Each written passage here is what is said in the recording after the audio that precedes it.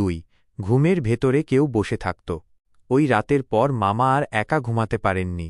দরজা ভেতর থেকে তালাবদ্ধ ছিল, এটা প্রমাণ, কারণ সকালবেলা দারোয়ান এসে দরজা ভাঙতে গিয়েছিল। ভেতরে মামা অচেতন অবস্থায় পড়েছিলেন।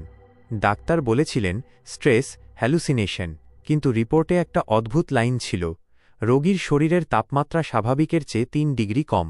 মামা সেদিন কোয়ার্টার ছাড়েনি। এটাই সবচেয়ে ভয়ঙ্কর অংশ। তিনি জেদ করলেন, আমি পালাব না। সেই রাতে তিনি মোবাইল ফোনটা রেকর্ডিং মোডে রেখে ঘুমাতে যান।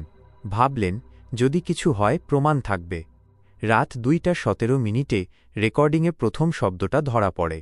খস খস, যেন কেউ মেঝেতে বসে কাপড় টানছে। তারপর একদম স্পষ্ট, চাচু, তুমি তো বলেছিলে আমায় বের হতে দেবে। মেয়ের কণ্ঠ, কান্না না, অভিযোগ। মামা তখন ঘুমের মধ্যে কথা বলছিলেন। এটা পরে বোঝা যায়। তিনি বলছেন, তুমি কে? তুমি এখানে কেন? এর উত্তরে যা আসে সেটা আজও কেউ ব্যাখ্যা করতে পারেনি। রেকর্ডিংয়ে শোনা যায়, আমি এখানেই থাকি, তুমি তো বাইরে থেকে এসেছ। এরপর শব্দ বদলে যায়, একটা ভারী নিঃশ্বাস খুব কাছ থেকে।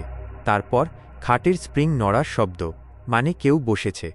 পরদিন সকালে মামা ঘুম থেকে উঠে দেখেন তার বুকের ওপর হালকা চাপের দাগ, আঙুলের মতো 6টা দাগ। তিনি এবার অফিসে লিখিত অভিযোগ দেন। সেদিনই পুরনো দারোয়ান, যিনি প্রথম দিন চুপ ছিলেন, চাকরি ছেড়ে চলে যান। যাওয়ার আগে শুধু একটাই কথা বলেন, স্যার, ও মেয়েটা ঝুলে মরেনি। সেই দিন দুপুরে মামা লোকাল থানায় যান। সাব ইন্সপেক্টর ফাইল খুলে দেখেন।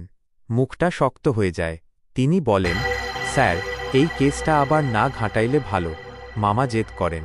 তখন অফিসার নিচু গলায় বলেন, লাশ পাওয়ার সময় মেয়েটার পা মেঝে ছুঁয়েছিল। সেদিন রাতেই সবচেয়ে ভয়ঙ্কর ঘটনাটা ঘটে। রাত 3টার দিকে মামার ঘুম ভেঙে যায়। তিনি নড়তে পারছেন না। চোখ খোলা, শরীর জমে গেছে, স্লিপ প্যারালাইসিস, ডাক্তাররা পরে বলবেন।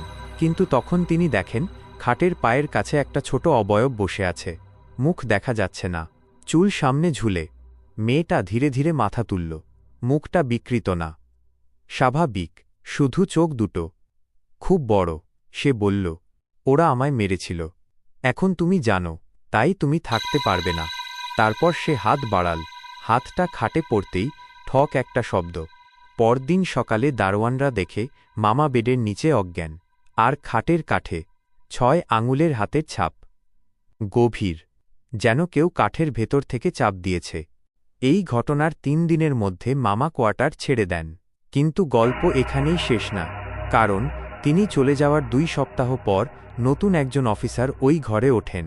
আর প্রথম রাতেই তিনি থানায় ফোন করে বলেন, আমার ঘরে একটা মেয়ে বসে আছে, দরজাটা ভেতর থেকে বন্ধ।